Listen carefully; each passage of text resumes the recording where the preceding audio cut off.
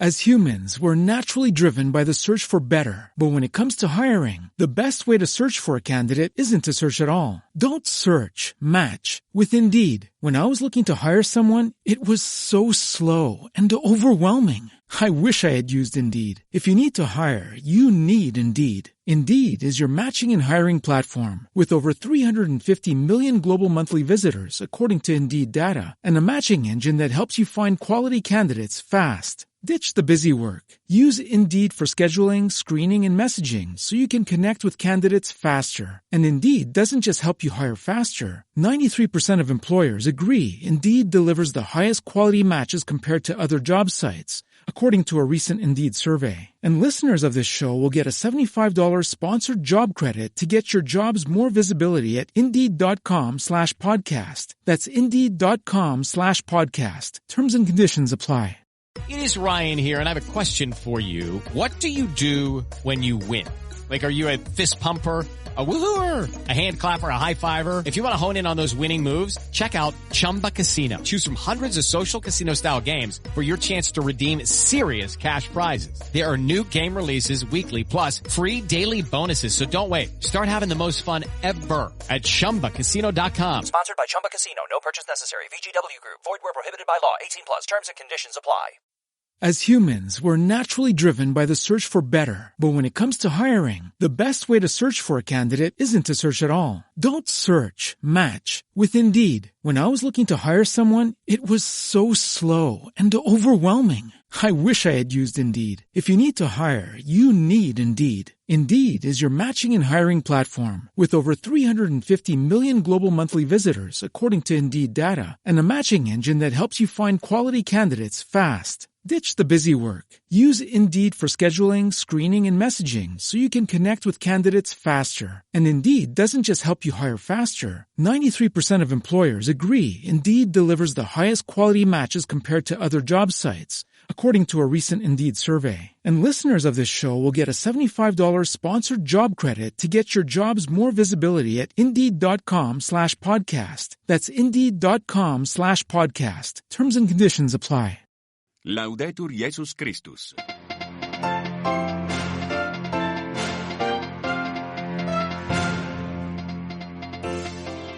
Emmanuel Macron n'entend pas démissionner ni assumer les responsabilités des autres. Le président français nommera d'ici quelques jours un nouveau Premier ministre.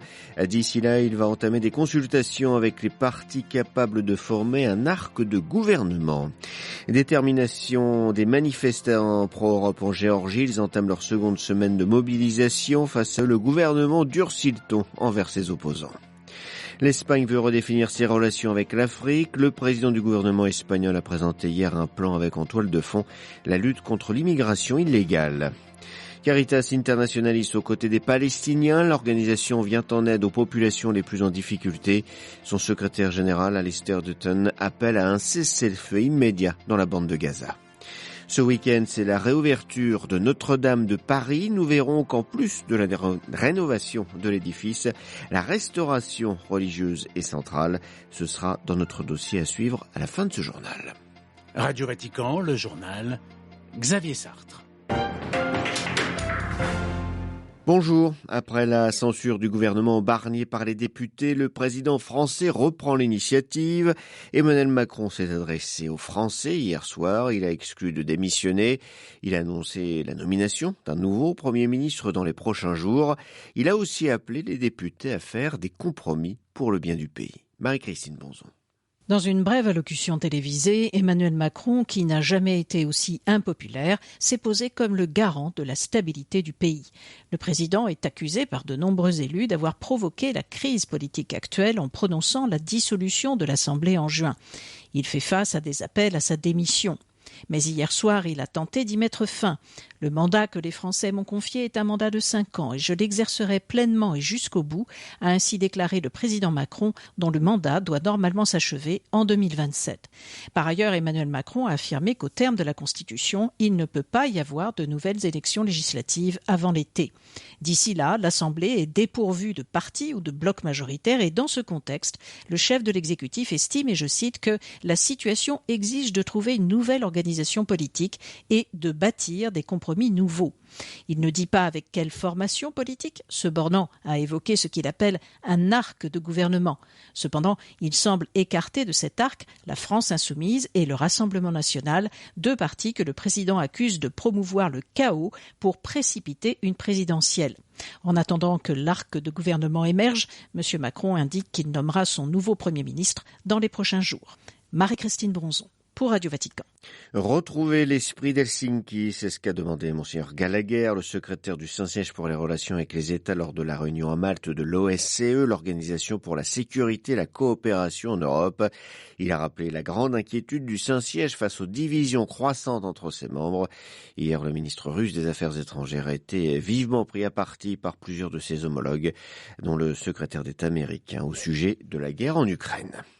8 jours que Tbilissi ne dort plus, la capitale géorgienne vient de traverser une nouvelle nuit de protestation contre le gouvernement et pour un rapprochement avec l'Union européenne.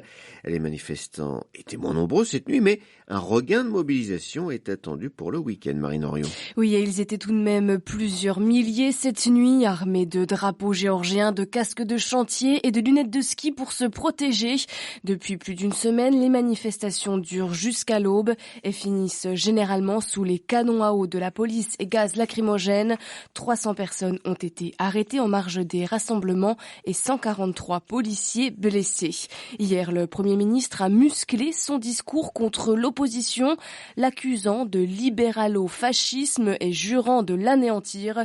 Selon Irakli Kobaridze, le mouvement de contestation est alimenté par l'étranger. Mais le bras de fer ne semble pas aller vers l'apaisement. Le 14 décembre, le Parlement, et c'est la première fois depuis 1991, doit choisir le nouveau président, mais l'opposition et la présidente actuelle pro-européenne ne reconnaissent pas les résultats des législatives d'octobre qui ont formé ce Parlement, parlant de fraude menée par la Russie, et ont déjà annoncé qu'ils ne reconnaîtraient pas le choix des députés pour un nouveau président.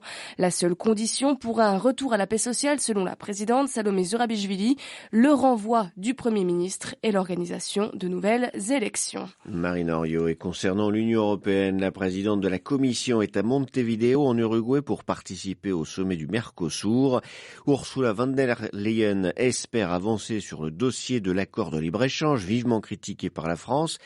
Et la France qui a déjà rallié à sa cause la Pologne et l'Italie. Les Pays-Bas et l'Autriche sont également réticents. Tous réclament des garanties ou des compensations, essentiellement pour le secteur agricole, le plus inquiet d'un éventuel accord. L'Espagne, en revanche, est favorable à ce projet de libre-échange avec l'Amérique du Sud. L'Espagne, dont le président du gouvernement, Pedro Sánchez, a dévoilé hier un plan stratégique destiné, lui, à renforcer les liens économiques et diplomatiques avec l'Afrique pour les 3 prochaines années. Il s'agit également de développer des voies légales de migration. Les détails à Barcelone avec Louis Parsens. C'est une voie singulière en Europe. Pedro Sánchez préfère voir l'immigration comme une nécessité et une chance plutôt qu'une menace. Hier, le Premier ministre espagnol a confirmé qu'il voulait nouer de nouvelles relations avec l'Afrique sur un pied d'égalité, a-t-il dit après une rencontre à Madrid avec le président mauritanien. Le socialiste veut renforcer les liens qu'entretient l'Espagne avec l'Afrique à travers un plan stratégique.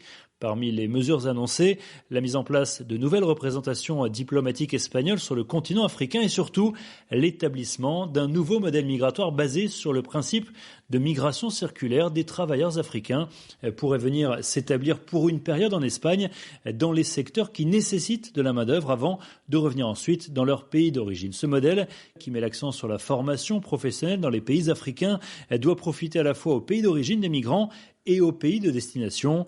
Il y a quelques jours, le gouvernement espagnol a annoncé une réforme législative qui devrait aboutir à la régularisation en Espagne de près d'1 million de personnes migrantes d'ici 3 ans. Barcelone, Luis Marsens pour Radio Vatican. Des files de voitures en direction de la côte ouest en Syrie, des milliers de civils, principalement membres de la minorité alaouite, celle du président Assad, ont fui la ville de Homs, dernier verrou sur la route de Damas, la capitale. Après la chute hier de Hama, prise par la coalition de rebelles, ils craignent que leur cité, qui n'est située qu'à 40 km de là, ne subisse le même sort. Les rebelles sont d'ailleurs déjà en route vers Homs, c'est ce qu'indique ce matin l'observatoire syrien syrien des droits de l'homme. À Gaza, pas de solution de repli pour les Palestiniens pris sous le feu israélien depuis plus d'1 an. Et au combat s'ajoute bien sûr la difficulté d'avoir accès à de l'aide humanitaire. C'est ce qu'a constaté le secrétaire général de Caritas Internationalis qui revient de plusieurs jours en Terre Sainte. Alistair Dunton appelle à un cessez-le-feu absolument nécessaire donc à Gaza. Getting anything into Gaza is almost impossible today. Il est pratiquement impossible d'acheminer quoi que ce soit à Gaza aujourd'hui. Nous avons des équipes qui travaillent dur, mais malgré tous les efforts le mois dernier, ils n'ont réussi à faire entrer que 6 camions. Cela a permis d'apporter des équipements de base aux familles, juste pour qu'elles puissent dormir la nuit et cuisiner leurs repas. Mais nous devons nous rappeler qu'avant les attaques du 7 octobre, 500 camions par jour étaient nécessaires. Malgré cela, nos équipes de santé sont toujours sur le terrain et tentent d'aider la population. Il est évident que les fournitures médicales sont une préoccupation majeure. La communauté internationale doit vraiment commencer à agir pour permettre l'accès de l'aide humanitaire. Nous en appelons à son sens des responsabilités. En vertu du droit international, elle doit sérieusement faire pression pour que les gens ne souffrent plus d'une façon aussi flagrante. Il faut absolument un cessez-le-feu. La guerre fait du tort à tout le monde et elle est à l'origine de troubles psychologiques. Elle ne fait que créer des combattants pour les générations à venir. Nous devons mettre un terme à la fourniture d'armement qui ne fait qu'accroître le nombre de morts. Ceux qui arment Israël aujourd'hui ne font qu'empêcher un cessez-le-feu de se rapprocher. Alistair Dutton, secrétaire général de Caritas Internationalis, au micro de Stéphanie Stalofen de la rédaction germanophone de Radio Vatican. Un entretien retrouvé sur notre site internet www.vaticannews.va. Au Liban, l'armée israélienne vient d'annoncer avoir mené des frappes aériennes sur des routes de contrebande d'armes du Hezbollah à la frontière entre le Liban et la Syrie, un peu plus d'une semaine après l'entrée en vigueur d'un cessez-le-feu dans le pays.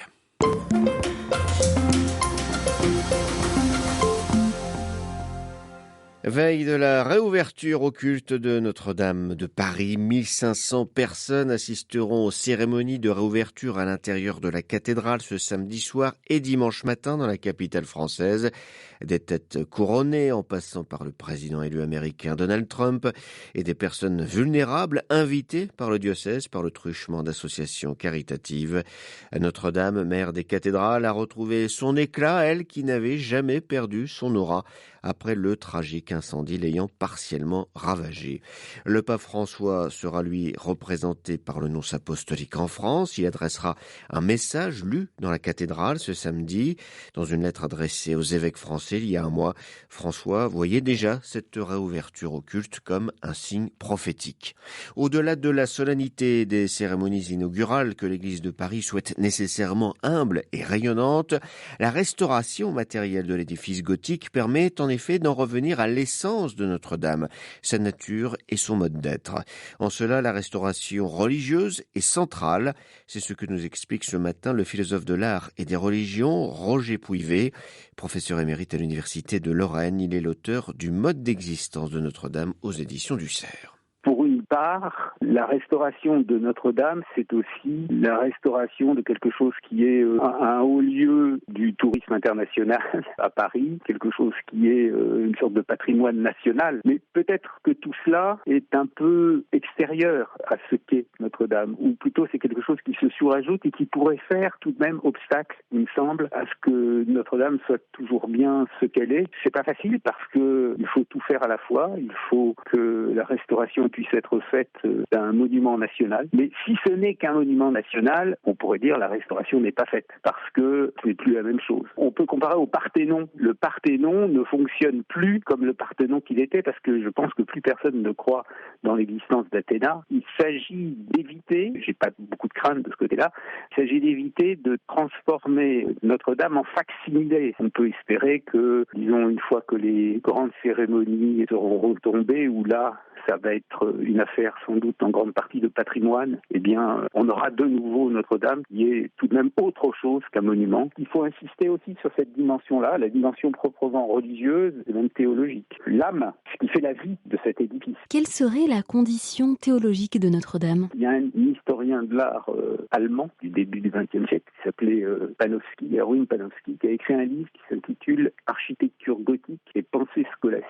il parle entre autres de Notre-Dame dans ce livre, il essaie de montrer que, en fait, les grandes cathédrales gothiques, en particulier Notre-Dame, ont la même fonction que ce qu'on appelle la pensée scolastique, c'est-à-dire la façon dont la théologie, à partir du XIe, XIIe siècle, s'est constituée à travers la somme, et par exemple la somme théologique de saint Thomas. D'une certaine façon, Notre-Dame est une sorte de somme théologique architecturale, sous la forme d'un bâtiment. Elle est en pierre au lieu d'être en mots, en latin. Peut-être qu'elle ne s'adresse pas exactement de la même façon à ceux qui la visitent et à ceux qui lisent la somme théologique, mais elle a la même fonction, de rendre intelligible la foi, comme le faisait saint Thomas. La cathédrale Notre-Dame a cette fonction-là aussi. C'est ce fonctionnement-là qui doit être restauré, en quelque sorte, qui doit réapparaître, qui doit revenir avec la restauration. C'est ça qui est difficile, parce que c'est pas simplement refaire des pierres, c'est refaire autre chose. Quid de l'évangélisation par le beau? La beauté de la cathédrale peut aussi toucher des cœurs hermétiques à la fois. On peut espérer que l'appréciation esthétique de Notre-Dame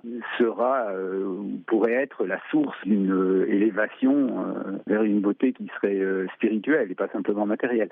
Mais c'est ça le plus difficile, en fait. C'est d'éviter que, finalement, Notre-Dame soit réduite à ce qu'ont pu être d'autres monuments architecturaux dans lesquels, je dirais, l'essentiel a été perdu. Tout ce qui reste, c'est un témoignage de quelque chose que les gens ont cru autrefois, que la cathédrale fonctionne, c'est un peu bizarre comme mot, mais fonctionne comme ce qu'elle est, c'est-à-dire un haut lieu de la foi, ou plutôt quelque chose qui manifeste la foi, qui l'exhibe. Finalement, ça ne dépend pas tellement de ce qui va se passer au moment de l'inauguration de la cathédrale restaurée. C'est quand même pas à ce moment-là que ça va se jouer, c'est plutôt dans la façon dont ensuite cette cathédrale restaurée va continuer à avoir une véritable fonction religieuse. C'est pas ce qui va se passer le 8 décembre qui est important, c'est plutôt ce qui va se passer dans les années à venir, et c'est là que ce sera décisif. En fait, pour savoir si la restauration est réussie, il faut attendre maintenant 50 ans. Il faut attendre pour savoir ce que devient Notre-Dame après que la restauration matérielle ait été faite. Interrogé par Delphine Allaire, le philosophe de l'art et des religions Roger Pouivet était ce matin l'invité de Radio Vatican. Voilà, c'est la fin de cette édition. Prochain retour de l'actualité en langue française, ce sera 13h heure de Rome. D'ici là, vous pouvez nous retrouver sur notre site internet www.vaticannews.va ainsi que sur notre page Facebook et notre compte X. Excellente journée à toutes et à tous. As humans, we're naturally driven by the search for better. But when it comes to hiring, the best way to search for a candidate isn't to search at all. Don't search, match with Indeed. When I was looking to hire someone, it was so slow and overwhelming. I wish I had used Indeed. If you need to hire, you need Indeed. Indeed is your matching and hiring platform with over 350 million global monthly visitors, according to Indeed data, and a matching engine that helps you find quality candidates fast. Ditch the busy work. Use Indeed for scheduling, screening, and messaging so you can connect with candidates faster. And Indeed doesn't just help you hire faster. 93% of employers agree Indeed delivers the highest quality matches compared to other job sites, according to a recent Indeed survey. And listeners of this show will get a $75 sponsored job credit to get your jobs more visibility at Indeed.com/podcast. That's Indeed.com/podcast. Terms and conditions apply. Hey, it is Ryan Seacrest. There's something so thrilling about playing Chumba Casino. Maybe it's the simple reminder that with a little luck, anything is possible. ChumbaCasino.com has hundreds of social casino-style games to choose from with new game releases each week. Play for free anytime, anywhere for your chance to redeem some serious prizes. Join me in the fun. Sign up now at ChumbaCasino.com. Sponsored by Chumba Casino. No purchase necessary. VGW Group. Void where prohibited by law. 18 plus. Terms and conditions apply.